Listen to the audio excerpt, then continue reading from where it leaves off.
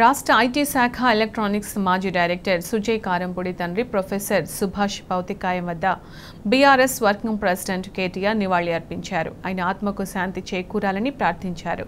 సుజయ్ కుటుంబ సభ్యులను పరామర్శించి ధైర్యం చెప్పారు.